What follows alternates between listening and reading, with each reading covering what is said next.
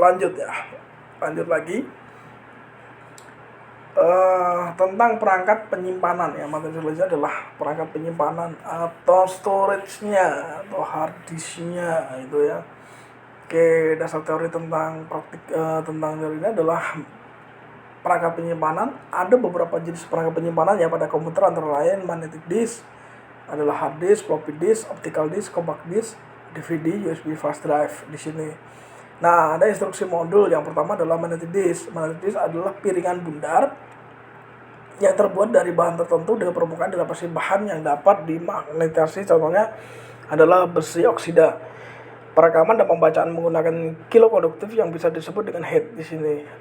Selama proses pembacaan atau penulisan head akan diam pada satu titik tertentu di permukaan media. Penataan data pada disk. Yang pertama adalah kita akan melihat di penampakan di sini ya. Ada posisi di atas ini adalah intersector gap-nya. Ini adalah di posisi S6 ya. Ini ada sektor. Ini merupakan track yang bagian di sini. Ini adalah intertrack untuk gap. Ini layout dari disk sendiri. Jadi sudah ada sektor sendiri untuk ngisi data. Bit pada pusat disk akan bergerak dengan kecepatan lebih lambat daripada bit pada pinggiran disk, sehingga diberikan jarak antar bit yang berbeda untuk setiap track yang ada. Nah, data yang disimpan akan diberi header. Data tambahan yang menginformasikan letak sektor dan track. Suatu data tambahan header data ini digunakan oleh sistem disk drive saja tanpa bisa diketahui atau diakses oleh pengguna. Di sini maaf ya, tipu. Hard disk adalah salah satu perangkat keras komputer yang digunakan untuk menyimpan data secara permanen. Hard disk ini mempunyai ukuran yang besar dari flash disk dan floppy disk drive. Memori ini dapat bersifat eksternal hard disk dan internal hard disk. Karena fungsi penyimpanan yang permanen, hard disk memiliki kapasitas besar. Hard disk dengan kapasitas 80 GB, 160 GB, 250 GB, 500 GB, dan bahkan hingga ukuran 1 TB dan seterusnya. Nah, ini adalah bentuk dari hard disk ya. Bagian hard disk ini ada di bagian di sini yang kayak berita di atas ini, atau penyebabnya adalah aktuator aksis. Di sini merupakan bearingnya adalah plater. Di sini yang tengah titik, bisa titik ada kayak itu namanya spindle. Ini yang merupakan kayak kita kalau punya piringan hitam zaman dulu ya, ada kayak buat muter lagu namanya head. Dan bagian di bawah sini ada kecil banget itu namanya ribbon cable. Ini coba ide konektornya, setting jumpernya di sini, dan power konektor.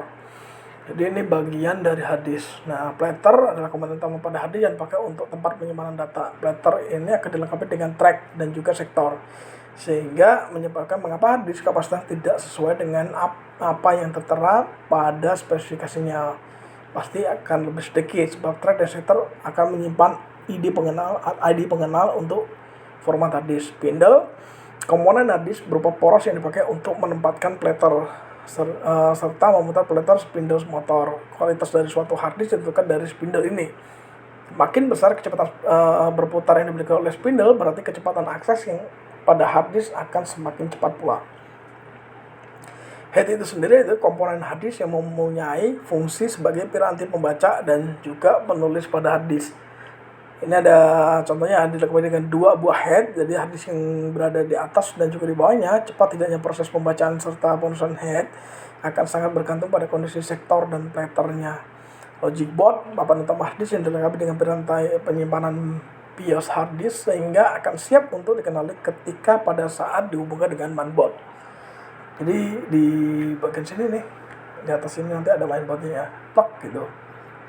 Nanti kita lihat nanti gambarnya seperti apa. Oke, ada aktual aksis, sebuah gagang atau media yang menyangga head supaya dapat berada di atas atau di bawah plater.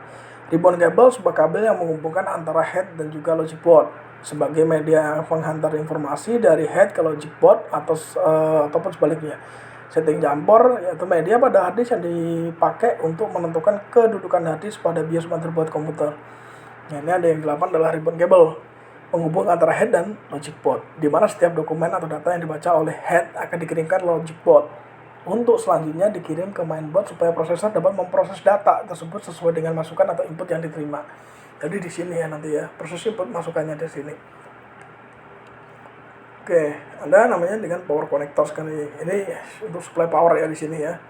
Terus jenis hard disk ada ATA, terus ada SCSI, ada RAID, ada SATA. Nah, ini contohnya.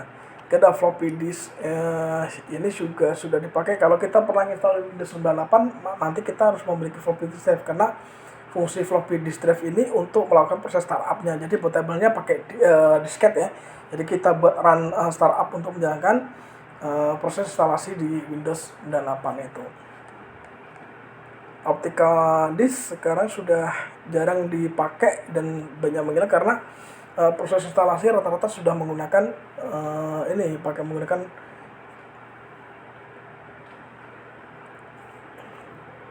saya lupa namanya, apa namanya lupa saya.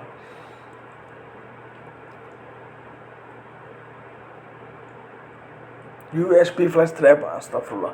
Itu ya, saya agak lupa ya. Jadi di depan saya malah saya lupa. Jadi pakai USB flash drive yang digunakan. Jadi saya kalau teringat di sini tuh kayak nostalgia aja, makanya agak ini ya, tadi agak stuck gitu kan. Lupa ya namanya apa ya, padahal hidupnya sampai sekarang. Ya sekarang. Nah ini contoh dari compact disc atau piringan. Dulu Legend, kalau kita punya kayak gini Legend ya. Dari CD ke DVD ya, dari CD ke DVD itu udah dulu. Nah ini bentuk dari DVD-nya. Jadi kalau kita sudah punya kapasitas DVD kan kapasitas di atas, kalau CD masih kapasitasnya sekitar 600 sampai 700-an. 800 itu kurang, 800 berarti bukan giga ya, MB ya di sini ya. Jadi ini banyak pakai situ. Kalau di sini sudah giga, 2 sampai 4 giga biasanya masuk di sini kalau pakai DVD. Nah, sini flash disk ya tadi ya, atau flash drive tadi yang saya lupa.